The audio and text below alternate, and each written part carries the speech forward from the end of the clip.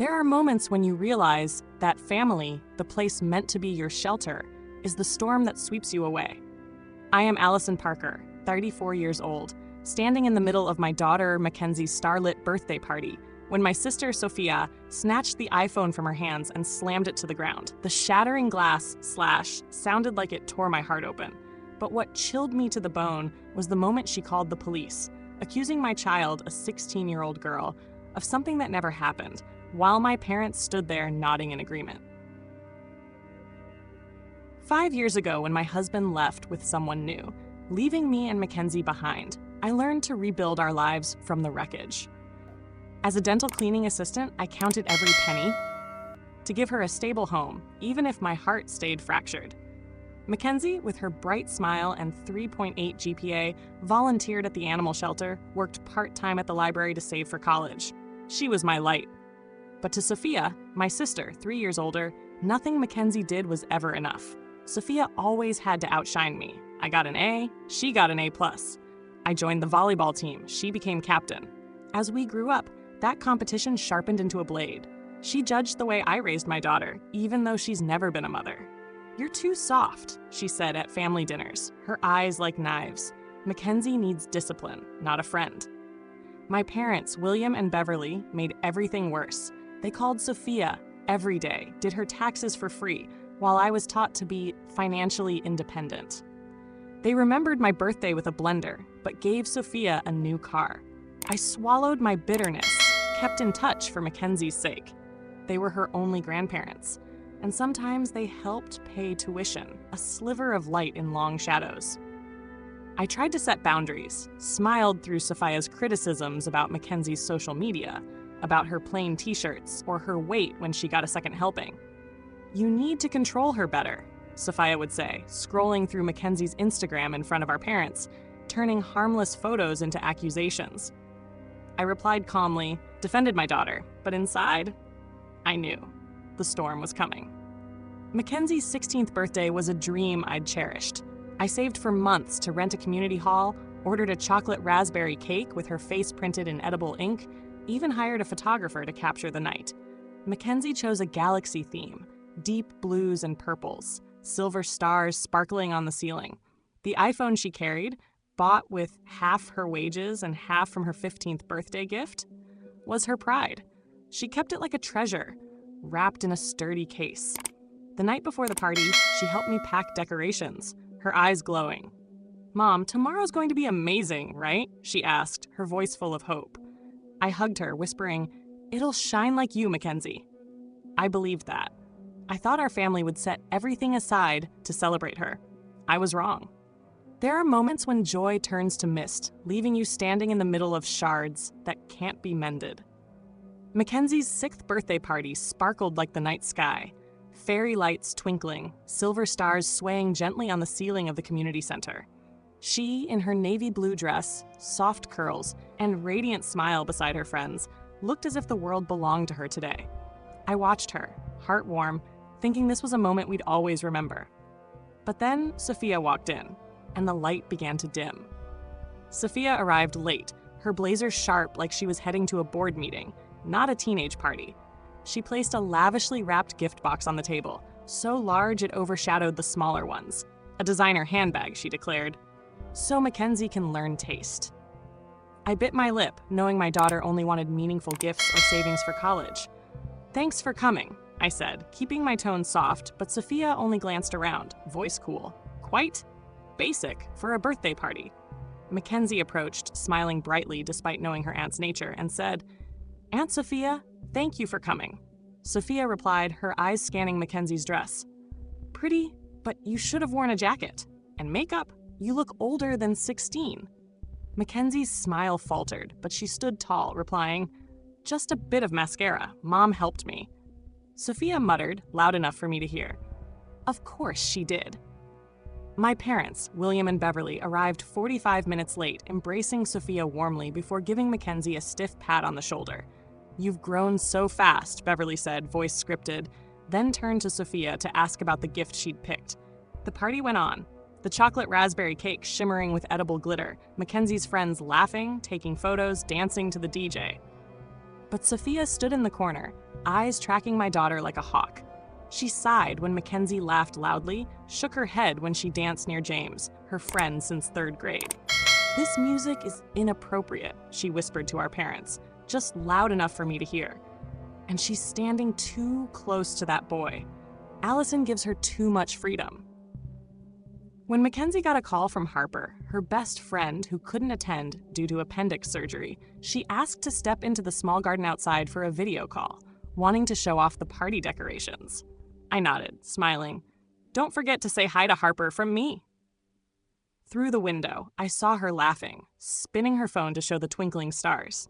I turned away, slicing more cake, unaware that Sophia had quietly followed her. Then a sharp crash sliced through the air. I ran out, heart pounding, to see Mackenzie on her knees, clutching shattered pieces of her iPhone, tears streaming down her face. Sophia stood nearby, arms crossed, voice cold as ice. "That's the price of relying on that toy. You'll thank me later." "What is going on?" I screamed, dropping beside Mackenzie, pulling her into my arms. The iPhone, what she had saved for over 6 months to buy, was now a mess of shattered glass and bent metal. "She grabbed it from me," Mackenzie sobbed. "I was just calling Harper, showing her my dress and the party. She demanded to see it, said I was doing something shady. Then she smashed it." I looked at Sophia, blood boiling. "You destroyed her property?" Sophia raised an eyebrow, her voice triumphant. "I did what you wouldn't, discipline. She's glued to that screen, texting boys, posting indecent pictures. I acted in her best interest." "I wasn't texting anyone," Mackenzie screamed, voice cracking. "I was just talking to Harper. Mom, you know." I held her tighter, locking eyes with Sophia. "You had no right to touch her things, let alone break them. You've gone too far." Sophia turned on her heel, marching back inside, no doubt to tell her version to our parents. Mackenzie trembled in my arms, whispering, "Why did she do that, Mom? What did I do wrong?" I stroked her hair, trying to keep my voice steady. "You did nothing wrong. I'll handle this. I promise." But deep inside, I knew. This wasn't just a broken phone. This was broken trust, and I wasn't sure it could be repaired. There are moments when you realize that family can be strangers, holding knives that cut deeper than any enemy.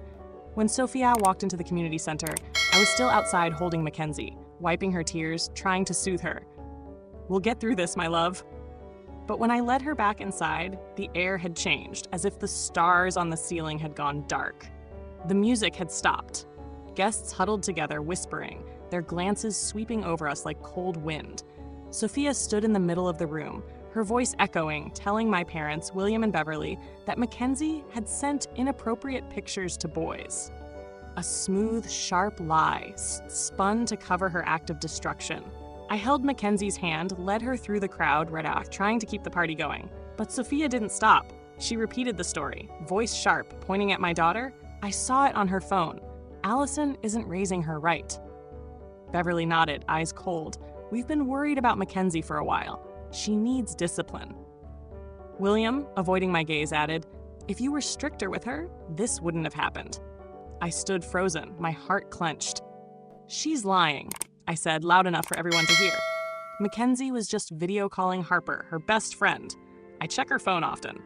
There's nothing inappropriate. Mackenzie, her face flushed with shame, whispered, "Mom's telling the truth. I didn't do anything." But a few parents' eyes had already shifted, full of judgment, as if my daughter were a criminal. Then Sophia pulled out her phone, her voice shrill. "I have to call the police. She's sharing indecent content. I have a duty to report this." I stood there stunned, as if the floor had collapsed beneath me. "The police? For what?" I shouted, stepping in front of Mackenzie. "You're making this up." But Sophia was already dialing, speaking into the phone with fake righteousness. "I need to report a minor sharing inappropriate material. I have evidence." Evidence? A shattered iPhone that wouldn't even turn on. I turned to my parents, pleading, "Please stop her. You know Mackenzie didn't do anything wrong."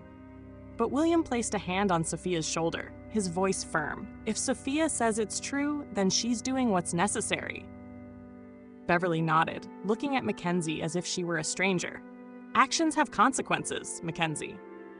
20 minutes later, 2 police officers walked in, a middle-aged woman with gentle eyes, Officer Rivera, and a man, Officer Guzman. The party atmosphere was gone. Only a few of Mackenzie's closest friends and some parents remained, their faces tense with worry.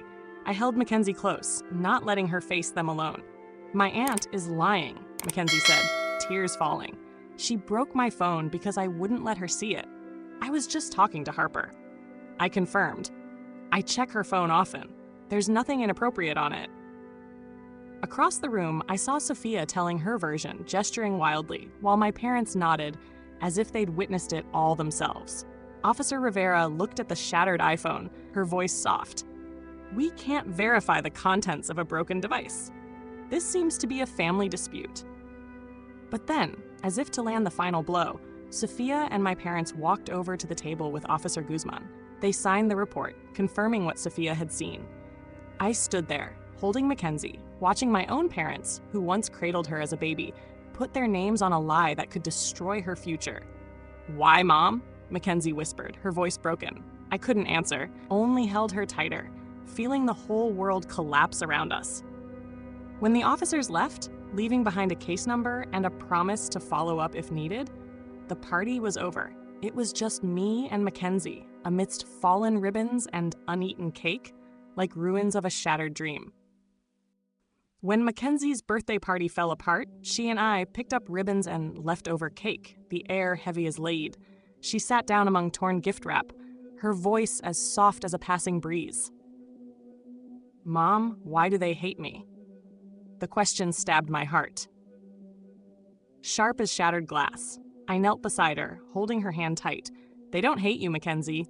They don't understand you, and I won't let them hurt you again." That promise, I knew, would demand every ounce of strength I had. The next morning, my phone buzzed nonstop. A text from William. "Mackenzie needs discipline. Call back to discuss proper parenting." From Beverly. "We expect an apology from you and Mackenzie for causing a scene." Not a word about the iPhone Sophia had smashed, not a hint of remorse for signing a false report. I read but didn't reply, feeling as if I were peering through frosted glass. My family, once a harbor, now a wave threatening to drown us. I called Riley, my friend, a family lawyer. "Document everything," he said, voice firm. "Write down the events, save the messages. If Mackenzie agrees, have her record her version. I'll help draft a response to the police report." I nodded over the phone, feeling like I'd found a rope in the storm. I contacted Miss Bennett, Mackenzie's school counselor, to inform her of the incident, in case rumors reached school. "We'll take care of Mackenzie," she said, voice warm. "She needs to know she's not alone." I thanked her, but inside, worry still churned. That evening, I sat at the kitchen table, writing everything. Sophia's remarks about Mackenzie's dress, her weight, her social media, how my parents sided with her, ignoring my daughter. I realized, like light cutting through the dark, this wasn't about a phone. This was about control. Sophia couldn't stand Mackenzie growing confident and independent. William and Beverly couldn't accept me raising her differently than they wanted. Every bit of tuition help, every babysitting favor came with a price. Judgment, snide comments about my divorce, my job, my life. I scrolled through the internet reading about cutting off toxic family. Stories from others, parents choosing siblings over children, people cast aside for daring to be themselves, felt like mirrors. A sentence caught my eye. Sometimes, loving your child means protecting them from relatives who hurt them, even if they're family. That line burned like fire, igniting my resolve. I met with a financial advisor, Elena, to separate Mackenzie's college fund from my parents. "Open an account in your name only," she advised. "Document your contributions versus theirs." I picked up extra weekend shifts at another dental clinic, exhausted but relieved, knowing my daughter's future wouldn't be bound by conditional strings. Then Sophia crossed the line again. A week later, Mackenzie's school called. A woman claiming to be Mackenzie's aunt is demanding to see her. I rushed there, heart pounding. Sophia stood at the reception desk, arguing with staff. "I'm her aunt, I have rights," she yelled. I stepped in, voice cold. "You have no rights." I handed the principal a folder, a list of approved contacts for Mackenzie, Sophia's name not included. She flushed, shouting, "Mom and Dad will hear about this." I replied, calm, "Good, they should." That afternoon, I filed for a temporary restraining order, detailing Sophia's destructive actions and false report. When my parents called, William's voice shook with anger. A restraining order? You're tearing this family apart. We're cutting you out of the will. I took a deep breath and answered, that's your choice. But Mackenzie is my priority. I wrote one final message to them and Sophia. I want a relationship based on respect. That starts with an apology for the harm done to Mackenzie, respecting my role as her mother, and agreeing to family counseling. If not, we need distance. I sent it without waiting for a reply. Their silence was the clearest answer. Mackenzie looked at me, a flicker of hope in her eyes. We're gonna be okay, right, Mom? I smiled, brushing her hair back. We already are, sweetheart! In our small kitchen, the smell of freshly baked cookies in the air, I felt the start of something new. Not with the family I was born into, but with the family I chose. Nếu bạn cần mình ghép tất cả đoạn từ đầu đến cuối để có bán liền mạch hoàn chỉnh cho thư voice, mình sẽ hỗ trợ ngay. Hoặc nếu bạn muốn giọng đọc mẫu để thử cảm xúc truyền tải, cứ nói nhá. 3 months after Mackenzie's broken birthday party, we moved into a small apartment, far from William and Beverly's neighborhood, where old memories couldn't reach us.